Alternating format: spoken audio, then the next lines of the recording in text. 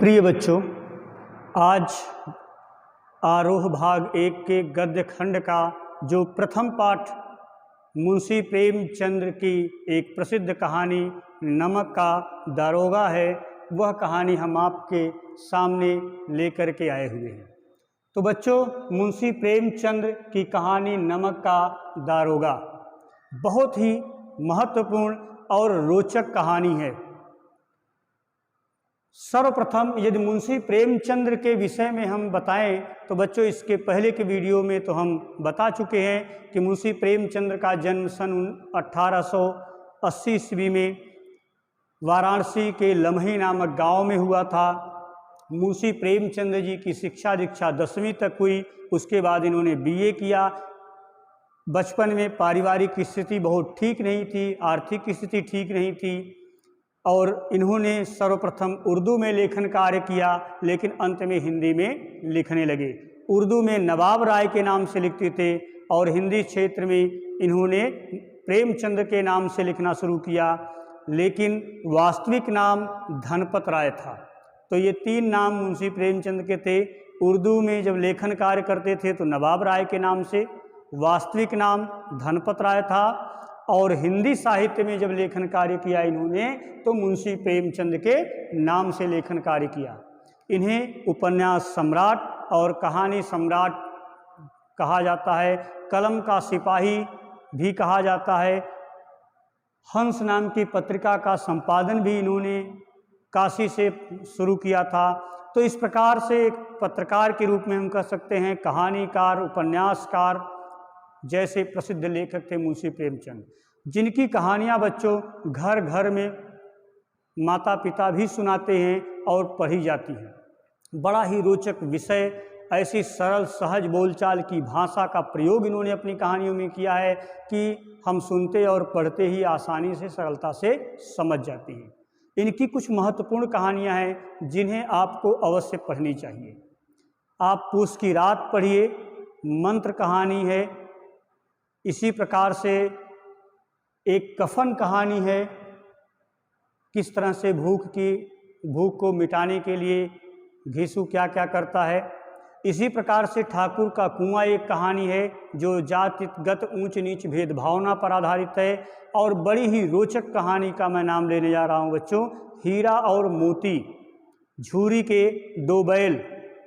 तो झूरी के 2 बैल की जो कहानी है, 2 बैलों की कथा, कहानी का जो शीर्षक है वो 2 बैलों की कथा है और 2 बैलों के नाम हीरा और मोती रहता है और उनका मालिक झूरी होता है। उस कहानी का प्रमुख पात्र झूरी है।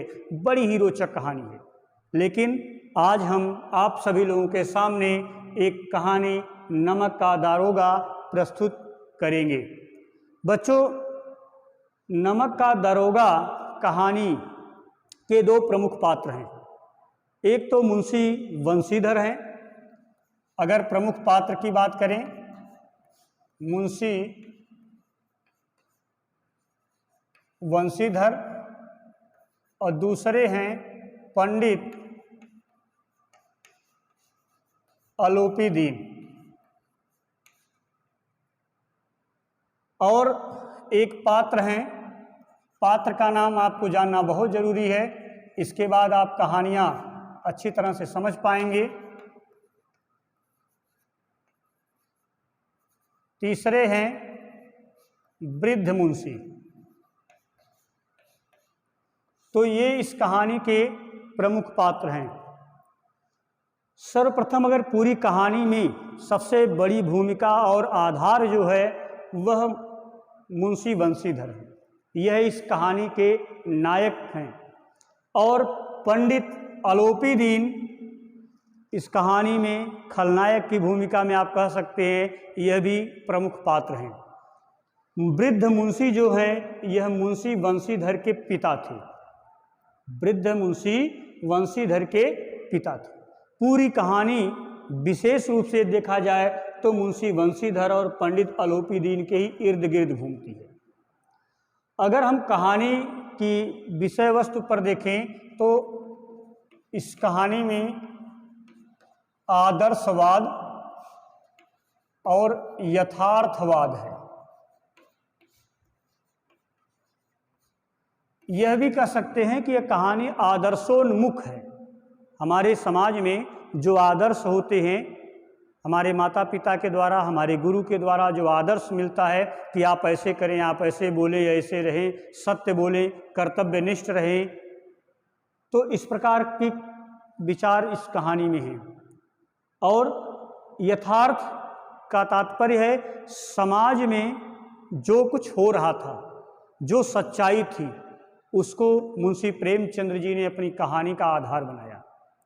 बच्चों, आज के वर्तमान समय में भी बहुत से ऐसे विभाग हैं, सरकारी विभाग हैं, विभाग हैं, जहाँ पर कहीं न कहीं भ्रष्टाचार व्याप्त है, धन उगाही की जाती है। कुछ इसी को आधार बना करके उस समय में जब अंग्रेज़ों का भारत में शासन था, अंग्रेजी हुकूमत भारत में थी, उस समय जब नमक कहीं से ले जाना, ले आना चोरी छिपे गैर कानूनी माना जाता था और अंग्रेजी हुकूमत का शासन पूरी आम जनता, भारत की जनता उनके द्वारा जो प्रताड़ित किया जाता था उसे भुगत रही थी। किस तरह से भ्रष्टाचार व्याप्त था, कैसे घुसखोरी समाज में थी, ये पूरी कहानी इसे दर्शाती है। लेकिन उसी बीच से एक ऐसा आदर्श स्थापित होता है, सत्य की जीत होती है, धर्म की जीत होती है, एक ऐसा नायक है जो हमें एक शिक्षा देता है। इस कहानी का वह आधार है मुंशी बंशीधर। तो आज हम इस कहानी के सारांश के विषय में जानेंगे, इसके बाद इस कहानी को हम पढ़ेंगे। बच्चों, सारांश के विषय में तो हम बताएंगे, लेकिन इसकी रुचि जो है थोड़ा समाप्त हो जाएगी। चलिए हम कहानी के कुछ गद्य खंड को पढ़ते हैं। देखिए, इसमें दिया है कि जब नमक का नया विभाग बना और ईश्वर प्रदत्त वस्तु के व्यवहार करने का निषेध हो गया, तो लोग चोरी छिपे इसका व्यापार करने लगे। अब एक शब्द आता है यहाँ पर, ईश्वर प्रदत्त वस्तु। बच्चों, ईश्वर प्रदत्त वस्तु और दूसरा निषेध, ये दो शब्द के विषय में समझना जरूरी है। मुंशी प्रेमचंद जी किस वस्तु को ईश्वर प्रदत्त वस्तु कह रहे हैं? ईश्वर प्रदत्त वस्तु का अर्थ है कि जो ईश्वर के द्वारा प्रदान की गई वस्तु, प्रदत्त माने दी गई, प्रदान की गई, और निषेध माने मना करना, तो रोक लगा देना। तो यहाँ पर नमक की बात की गई है। जब नमक का एक नया विभाग अंग्रेज सरकार में बना, ईश्वर प्रदत्त वस्तु के व्यवहार का, मतलब लेन देन का, ले जाने ले आने का निषेध हो गया। माने जो ईश्वर के द्वारा दी जा रही नमक जो खाने पीने के लिए हम लोगों को मिलता था, उसको सामान्य रूप से उसको ले जाना ले आना, उस पर रोक लगा दी गई। तो लोग क्या करने लगे कि चोरी छिपे इसका व्यापार करने लगे। किसका? नमक का।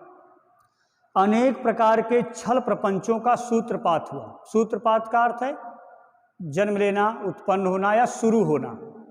कहने का मतलब है कि धीरे धीरे समाज में जब रोक लग गई नमक के ले जाने ले आने की, बेचने की, इस तरह से सामान्य रूप से, तो लोग चोरी छिपे छल के द्वारा, झूठ के द्वारा, अनेक छल प्रपंच के द्वारा लोग व्यापार करने लगे, लेन देन करने लगे, चोरी छिपे करने लगे। और कोई घूस से काम चला लेता था तो कोई चालाकी से। कुछ लोग चालाकी से अपना कार्य करते थे तो कुछ लोग घूस दे करके अपना कार्य कर लिया करते थे। इसी प्रकार से अधिकारियों में पौ 12 थे। अब देखिए, अधिकारियों के पौ 12 थे। पौ 12 होना,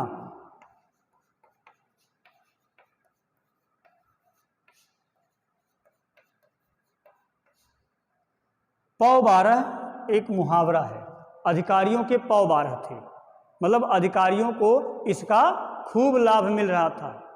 ठीक, जब किसी वस्तु के ले जाने ले आने पर रोक लग जाती है तो वहाँ पर चोरी, घुसखोरी, लूट, पैसे दे करके उसे प्राप्त करने की इच्छा लोगों की हो जाती है, और अधिकारी जो है उसी का फ़ायदा उठाते हैं और वह जो है खूब पैसे कमाना शुरू करते हैं, घूस लेना शुरू करते हैं, तो उनके पौ 12 हो जाते हैं। पौ 12 का अर्थ है खूब लाभ होना।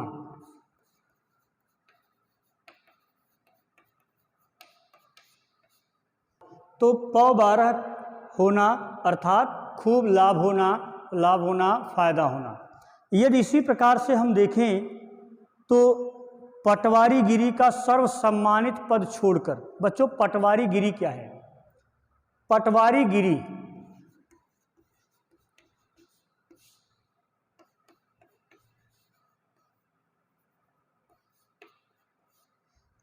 गिरी बच्चों पुराने समय में, आज के वर्तमान समय में जैसे लेखपाल होते हैं जो जमीनों की पैमाइश करते हैं, इसी प्रकार से पहले लाला पटवारी हुआ करते थे जो किसानों को जमीन उनके नाम करते थे, लेन देन किया करते थे और ज़मीनों का लेखा जोखा रखा करते थे और उसमें वह खूब पैसे कमाते थे। यह पद ऐसा होता था कि उसमें घूसखोर के घूस के पैसे खूब मिलते थे, तो लाला पटवारी उन्हें कहा जाता था जो लिखा पढ़ी का काम किया करते थे। तो इस प्रकार बच्चों देखिए, कोई चालाकी से अधिकारियों के पौ 12 थे। पटवारी गिरी का सर्वसम्मानित, बड़ा सम्मानित पद था, यह पोस्ट थी, छोड़कर लोग इस विभाग की बरकंदाजी करते थे। किस विभाग की? नमक विभाग की। किस विभाग की? नमक विभाग की बरकंदाजी करते थे। अब एक शब्द आया है बरकंदाजी।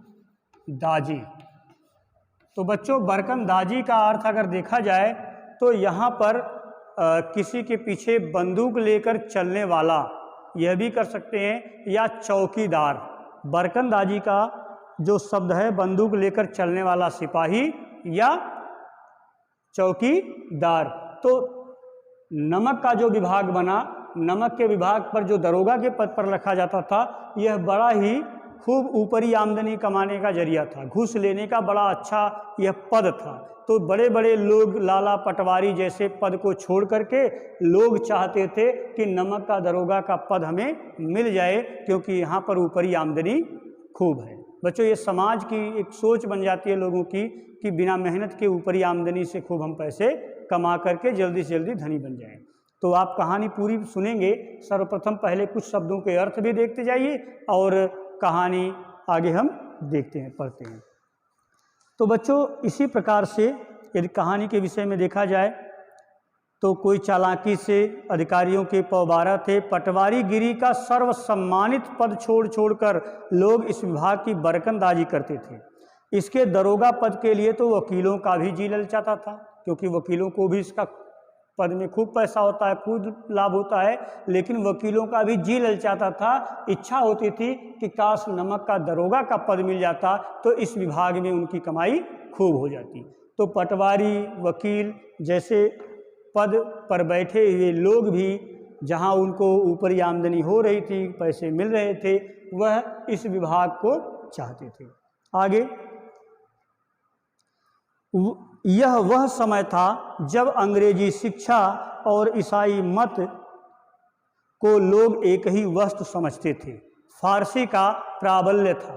तो बच्चों अगर देखा जाए तो वह ऐसा समय था कि उस समय में अंग्रेजी शिक्षा का बोलबाला था, लेकिन जब अंग्रेजी शिक्षा दी जा रही थी धीरे धीरे, तो लोग ये मानते थे कि यह ईसाई धर्म का प्रचार प्रसार किया जा रहा है या ईसाई मत को मनाने के लिए ऐसी बात कर रहे हैं।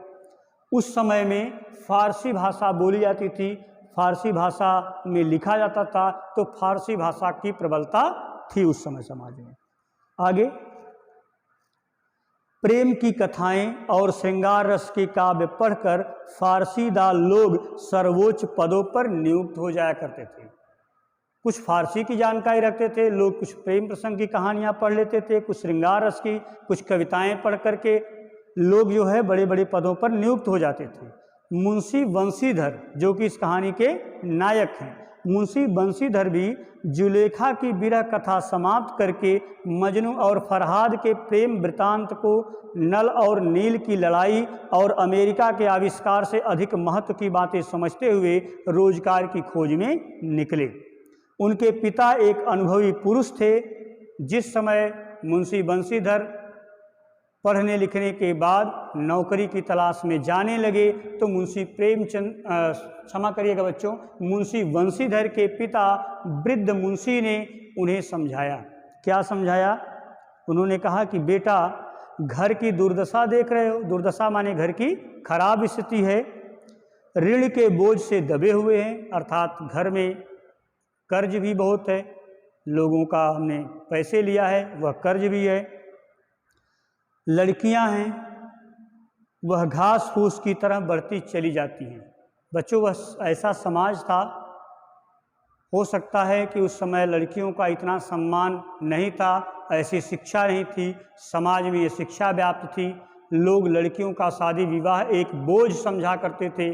तो उस समय वृद्ध मुंशी अपने बेटे बंशीधर को समझाते हुए यह कहते हैं कि लड़कियां हैं, उनके विवाह की भी चिंता है, बहुत तेज़ी से बढ़ रही हैं, अर्थात शीघ्र ही उनकी विवाह भी करना है।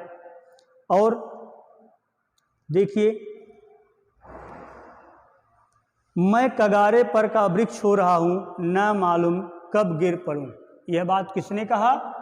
वृद्ध मुंशी ने अपने बेटे से। कगारे पर का वृक्ष होने का तात्पर्य क्या है बच्चों? कगार का मतलब होता है किनारा। नदी के किनारे के पेड़ की अवधि बहुत कम होती है, क्योंकि जब भी बाढ़ आती है तो पेड़ों की जड़ों को कमज़ोर कर देती है, वो नदी में गिर जाते हैं, बाढ़ में की चपेट में आ जाती हैं। कगारे का वृक्ष होना अर्थात कमज़ोर, असहाय होना, जल्द ही मृत्यु को प्राप्त हो जाने वाली बात। तो वृद्ध मुंशी अपने बेटे बंशीधर को समझाते हुए कह रहे हैं कि बेटा, मैं कगारे का वृक्ष हूँ, माने मेरी उम्र अब धीरे धीरे समाप्त हो रही है, वृद्धावस्था आ गई है, मेरी मृत्यु कब हो जाए पता नहीं, नदी के किनारे के पेड़ की तरह हूँ, कब गिर जाऊँ, कब मर जाऊँ, कोई निश्चित नहीं है। इसलिए कर्ज भी है, घर में लड़कियां भी हैं, उनके विवाह की चिंता भी है, और इसके बाद घर की दुर्दशा देख ही रहे हो, तुम पढ़े लिखे हो, यदि तुम बाहर नौकरी करने काम करने जा रहे हो तो नौकरी कोई भी मिले अवश्य कर लेना। लेकिन अभी बच्चों देखिएगा वृद्ध मुंशी अपने बेटे बंशीधर को क्या क्या समझाते हैं।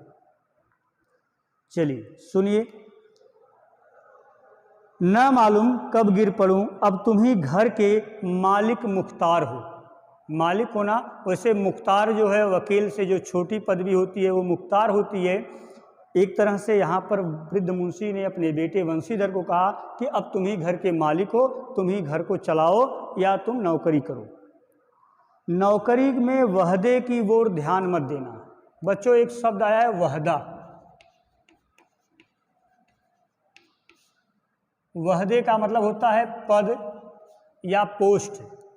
तो मुंशी क्षमा करिएगा बच्चों, मुंशी बंशीधर को वृद्ध मुंशी ने क्या समझाया कि बेटा, तुम नौकरी करने के लिए जा रहे हो, लेकिन तुम वहदे अर्थात पद, नौकरी किस पोस्ट पे नौकरी करने जा रहे हो, उस पद का, उस वहदे का, उस पद का ध्यान मत रखना। किसका ध्यान रखना? देखिए आगे सुनिए। उन्होंने कहा, यह तो पीर का मजार है, निगाह चढ़ावे और चादर पर होनी चाहिए। वृद्ध मुंशी ने अपने बेटे बंशीधर को कहा कि बेटा, तुम नौकरी करने के लिए जा रहे हो, कोई भी छोटा बड़ा पद या पोस्ट मिले, तुम उस वहदे का, उस पद का ध्यान मत देना कि किस पद पर, किस पोस्ट पर हो, किसका ध्यान देना। उन्होंने कहा कि यह पद जो है वह पीर का मजार है। बच्चों, मजार के विषय में हम बताएं कि मुस्लिम समुदाय में जब किसी पीर मौलिया की मृत्यु हो जाती है या उनके, तो जो मजार होती है, जो कब्र होती है, उस पर आपने देखा होगा कि लोग जो है दरगाह में जाते हैं, वहाँ पर चादर चढ़ाते हैं। ठीक है, जैसे आपने देखा होगा कि निजामुद्दीन औलिया की दरगाह अजमेर में है। इसी प्रकार से और भी कुछ मशहूर स्थान है जहाँ पर दरगाह में जा कर के लोग चादर चढ़ाते हैं। तो यहाँ उसकी बात क्यों किया वृद्ध मुंशी ने? वृद्ध मुंशी अपने बेटे बंशीधर को समझाते हुए कह रहे हैं कि जब कोई भी नौकरी करने जाना तो तुम ये मत देखना कि छोटा पद है कि बड़ा पद है, बड़ी पोस्ट है, छोटी पद है, पोस्ट है, इससे मतलब नहीं है। यह तो क्या है? पीर की मजार है। ध्यान किस पर रखना? चादर और चढ़ावे पर रखना। मजार चाहे छोटी हो या बड़ी हो, इससे मतलब नहीं है, उस पर कितना चढ़ावा आ रहा है, कितनी महंगी चादर चढ़ रही है, इसका ध्यान रखना। कहने का आशय यह है कि तुम नौकरी के पद या पोस्ट का ध्यान मत रखना, बल्कि वहाँ पर कितने घूस के पैसे मिलेंगे, कितनी ऊपरी आमदनी होगी, टेबल के नीचे से कितने अच्छे पैसे आ सकते हैं, इसका हम ध्यान रखना। ऐसी नौकरी करना जहाँ पर ऊपरी आमदनी हो, ऊपरी फायदा हो। ऐसा काम ढूंढना जहाँ कुछ ऊपरी आय हो। एक बात और उन्होंने कहा कि मासिक वेतन तो पूर्णमासी का चाँद है, जो एक दिन दिखाई देता है और घटते घटते लुप्त हो जाता है। बच्चों, पूर्णमासी का चाँद किसे कहते हैं? देखिए,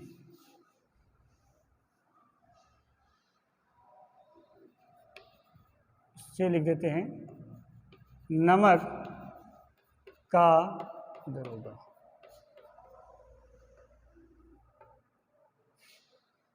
पूर्णमासी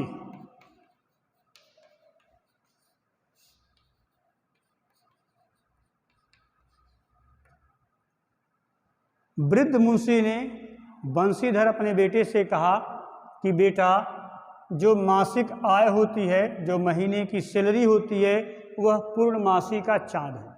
जैसे बच्चों आप जानते होंगे कि पक्ष दो होते हैं, एक होता है शुक्ल पक्ष और एक होता है कृष्ण पक्ष, और ये 15 दिन होता है, ये भी 15 दिन होता है। ठीक, शुक्ल पक्ष के दिन धीरे धीरे, जिसको आप गांव में अजोरिया रात कहते होंगे, चांदनी रात, तो जब चंद्रमा पूर्ण तरह चमकने लगता है तो हम उसे शुक्ल पक्ष कहते हैं। इसी रात को, जिस दिन यह चंद्रमा पूर्ण रूप से पूर्णिमा हो जाती है, उसे हम कहते हैं पूर्णमासी का चांद।